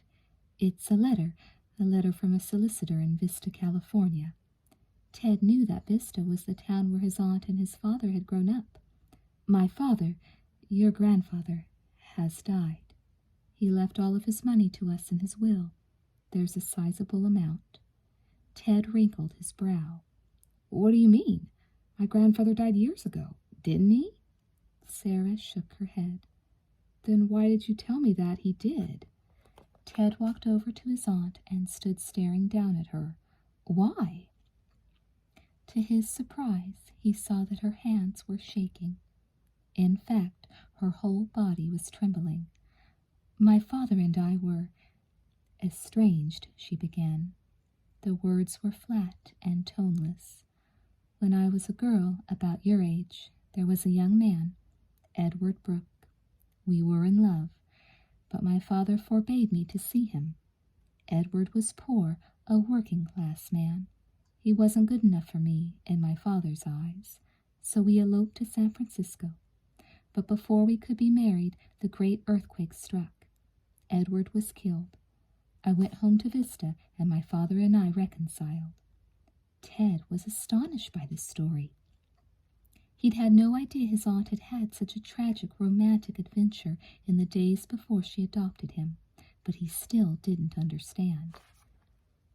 If he took you back, he took me back for a while, but then I found out I was pregnant. Ted gasped. Pregnant? When he discovered I was going to have a child, my father didn't want me in his house. He didn't want anyone to know of this family shame. I had to leave, so I picked a place where I thought I could find work.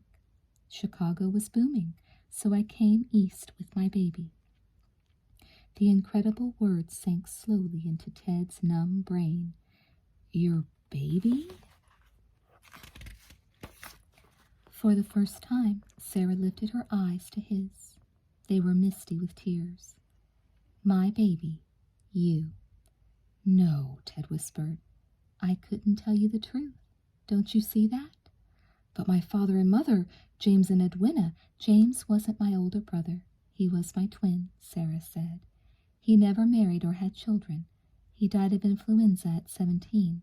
There was no Edwina. She took a deep, uneven breath. Ted, I am your mother, and Edward Brooke, my Edward, was your father. Ted continued to stare at her, paralyzed. She reached for a brown envelope on the coffee table. The solicitor sent these with the letter and bank draft. She handed him a heavy, elaborately engraved gold ring and a small, worn, leather-bound book. The ring was my father's. That's the Wakefield family crest. And the journal belonged to your maternal grandmother, Dancing Wind. Ted clutched the ring and book, his head swimming. It was too much for him to absorb all at once. His aunt was really his mother, and his real father was her forbidden love who died in the San Francisco earthquake. His parents had never married, which meant he was illegitimate. All these years his grandfather had been living alone in California, and Ted had never known him. Say something, Sarah begged him, her voice hoarse. Ted's mouth suddenly tasted bitter with hurt and betrayal. He'd always been grateful to her for what she'd given him, but now he could see only what she'd withheld from him, his grandfather and the truth. You lied to me. All my life you've been lying to me. I had to. It was best for you. Can't you see that? I don't want to hear it, Ted shouted. I don't want to hear any more lies. And to think you've been trying to tell me how to run my life when you couldn't even run your own. He didn't give Sarah a chance to explain herself further. He didn't give himself a chance to reflect on how difficult her position had been. Instead, he stormed from the room. In his bedroom, he stood with his hands pressed against his skull and his eyes squeezed shut. Aunt Sarah's not who I thought she was, and neither am I. Here I've been, carrying on as if I own the world, when in reality I'm nobody. I have to get out of this house. I have to think. Ted opened his eyes. A thought struck him. Why not get out of town altogether? If he left that night, he could make it to Ross College by the start of classes the next day. Quickly, he pulled a suitcase from his closet. In a few minutes, he'd stuffed it with clothes and personal belongings and all the cash he had on hand. Grabbing his jacket, Ted tore down the hallway and out the front door. Ted! His aunt, his mother, cried. Ted, wait! Ted didn't heed her. Half an hour later, he found himself at the train station buying a one-way ticket to Ross, Ohio. With his world turned upside down, there was only one thing Ted was sure of. He could no longer stay in Chicago. He wanted to start a new life. In another town, maybe he could discover who Ted Wakefield really was. Chapter 16, 1925, Ross, Ohio. Swallow that fish, Harry Watson shouted, hoisting his foaming mug of near beer. Ted's arm was slung casually around Harry's shoulders. Watch out, he warned jovially. Arnie's in the hot seat now, but it'll be your turn soon. As Ted had predicted, Harry was the next new pledge to be initiated. Lifting his goldfish with a dramatic flourish, Harry tossed back his head, popped the fish like an aspirin, and chased it with a gulp from his mug. Ted and the other Gamma Delta Iotas cheered. Seizing Harry's hand, Ted pumped it vigorously. Congratulations! Now we're brothers as well as roommates. This is swell, Harry agreed. There'll be no stopping us now, old chum. The initiation completed, Harry and the other new fraternity members were taught the secret Gamma Delta Iota handshake and presented with traditional gold and blue striped neckties embroidered with the Gamma Delta crest. Then it was time to prepare for the party. The Gamma Delts had invited dates for dinner and dancing. As the autumn sun set in a blaze of purple and orange, Ted took charge of the grills set up in the courtyard of the fraternity house. The music had already started, and through the open French doors he could see a bunch of kids working up an appetite by dancing a vigorous Charleston. The band was hot. Ted himself had scouted it out at a new local jazz club, the Back Room, and booked it for that night's party. Tapping his foot, Ted ladled out cups of hot cider from a simmering kettle. From across the yard, he caught Harry's eye and wiggled his brows suggestively. His arm firmly around the slender waist of his new girl, a pretty co-ed named Stella, Harry sent Ted a broad wink in return. Ted laughed. Harry really was a card. They'd had a lot of fun together since they had met the previous summer on a road trip to the U.S. Lawn Tennis Championships in Forest Hills, New York. Harry's father, Taylor Watson, was a big name in the automobile business, but Harry himself was just a regular fellow, not a snob at all. He was always up for an adventure, always ready to fire up his sporty Watson coupe and help Ted chase down the latest jazz sounds in nearby Cleveland or Akron. Ted had struck a healthy balance at Ross. He was still writing to put himself through school. He had a byline with a Cleveland paper now, as well as with his hometown Chicago Post. But he was also enjoying his coursework, learning more about both jazz and writing by taking music and journalism classes. He exchanged letters with Tina and knew her singing career had taken off. He and his mother had reconciled during his Christmas break the previous year. Ted had insisted that she keep all of the money her father had left them. After all she'd done for him, he wanted her to be financially secure for life. And things were going well for him. He was confident he'd always be able to earn a decent living. "Hey, Teddy," Stella purred as she sashayed up with Harry. "Tell me I look like $1 million. This unappreciative stiff," she elbowed Harry, who doubled over in mock pain, "hasn't paid me one stingy compliment all night." Ted looked Stella up and down. She wore a deep green beaded flapper dress that set off her big emerald eyes, and a feather and jewel band circled her short auburn curls.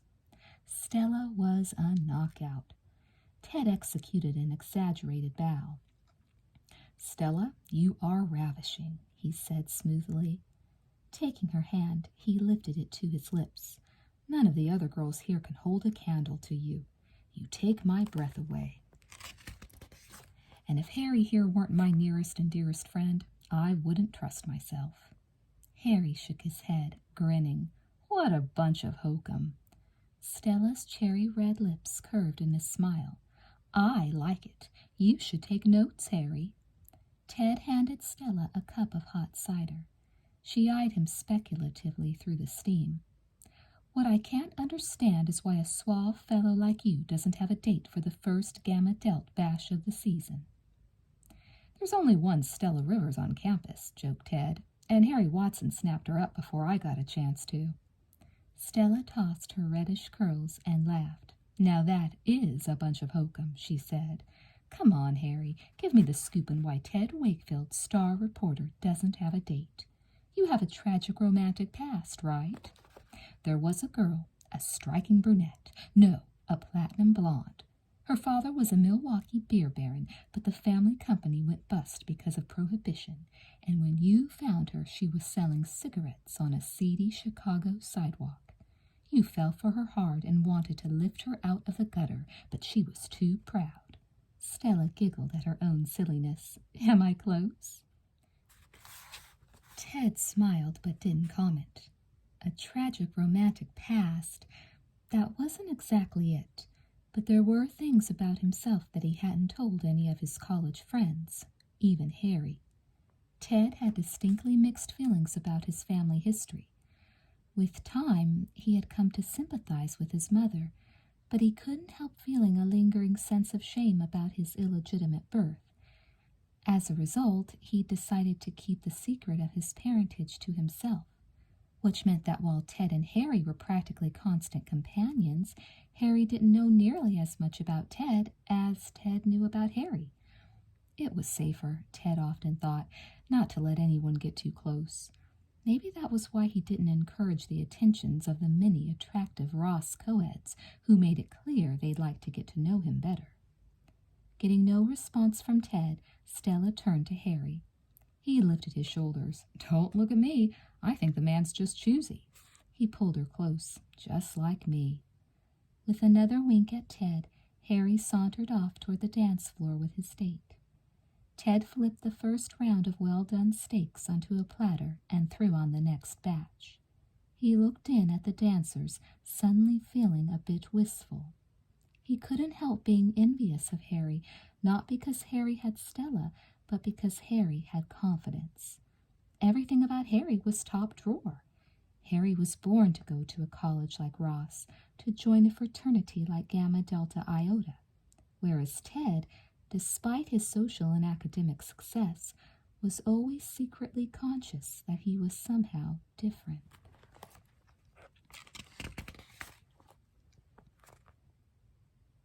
"Nice serve," Ted shouted after Harry aced him. "Keep playing like this, and you'll be top seed on the team before the season's over." It was a crisp autumn day, and the two, dressed in V-neck sweaters and baggy white trousers, were playing a brisk game of lawn tennis. Harry had won a spot on the college team, and Ted was improving rapidly thanks to his friends' tips. Harry served again. This time Ted returned the ball with a slicing backhand. "Not bad yourself." Harry charged to the net.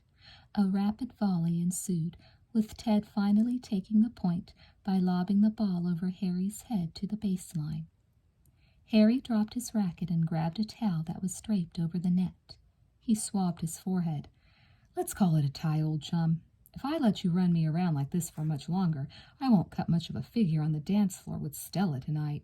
And I'd make sure to inform her that she should hold you personally responsible for my inadequacy." Ted chuckled. "There's a compelling threat."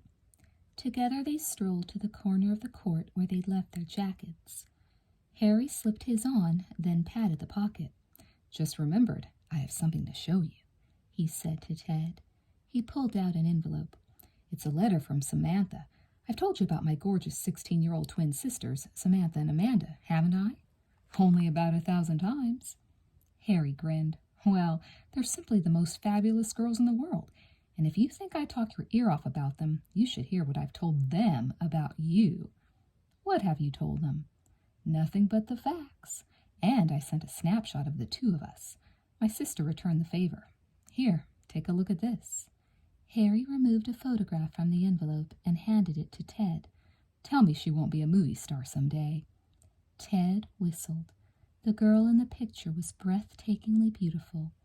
A jazzy-looking, icy blonde flapper with a pouting, sensuous smile and a playful, inviting sparkle in her eyes. If she looked this good in black and white, what would she be like in person? "Is this Samantha or Amanda?" he asked. "That's Sam. Amanda still wears her hair long," replied Harry. "Sam hasn't been able to talk her into bobbing it yet." Ted turned over the snapshot. On the back, Samantha had written a message to him. She'd signed it, "Kisses from Samantha," in handwriting that was as rich and curvy as she was. "She really wants to meet me?" Ted said in disbelief.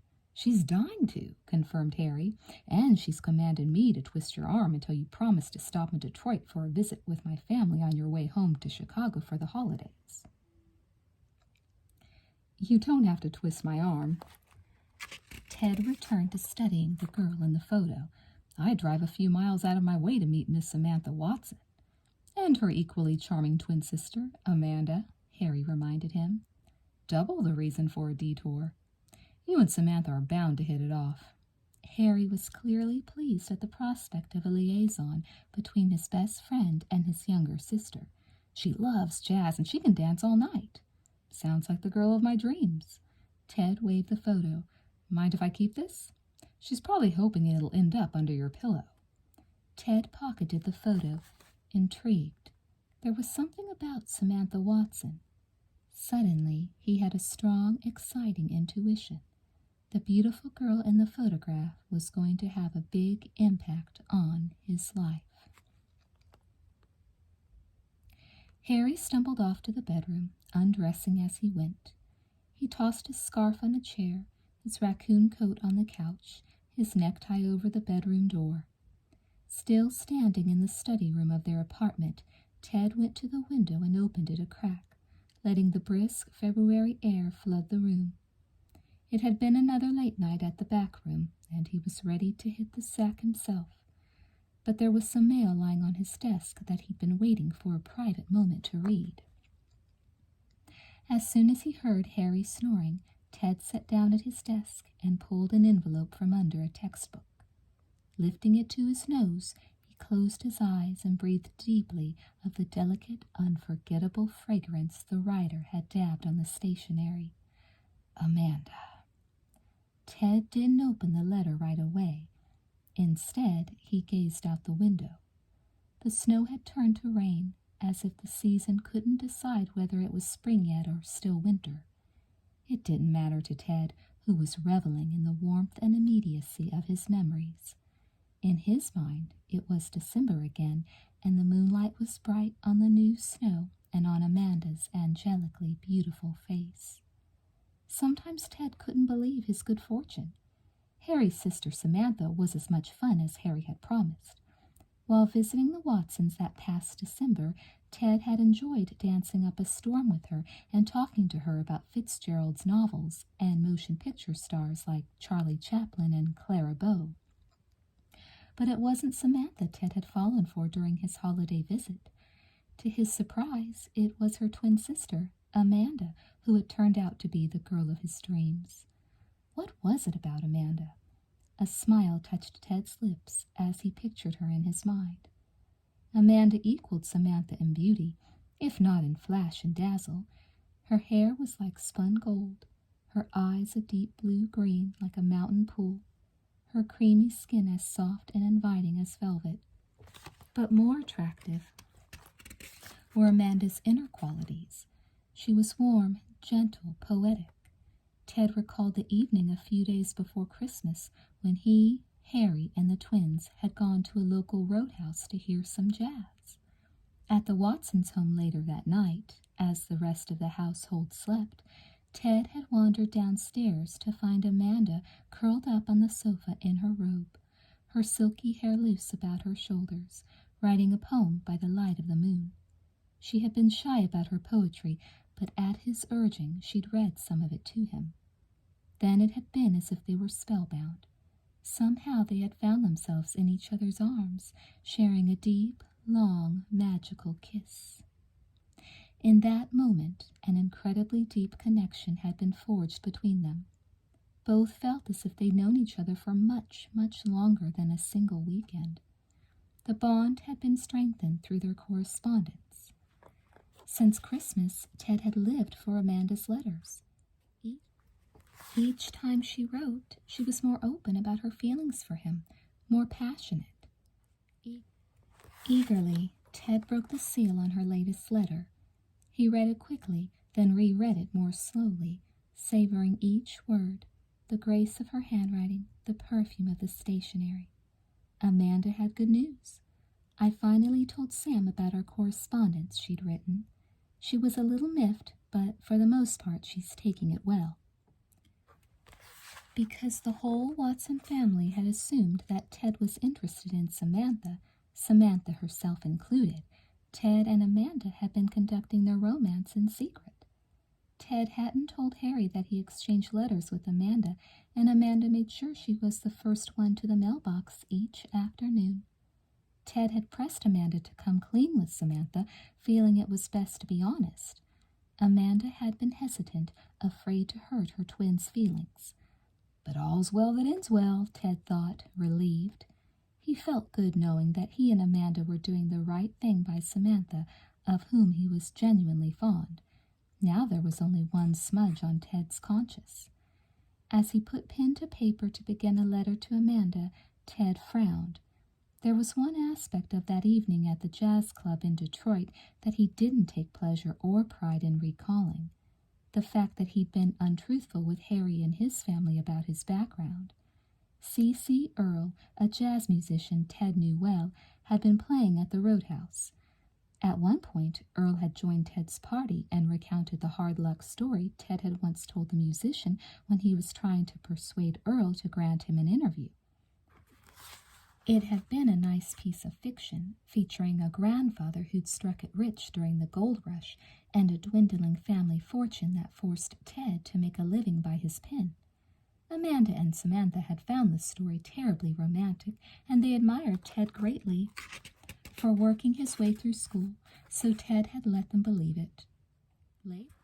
Later, Ted had considered telling Harry and Harry's family who he really was, but somehow, in the luxurious setting of the Watsons' elegant home, Ted had lost his nerve.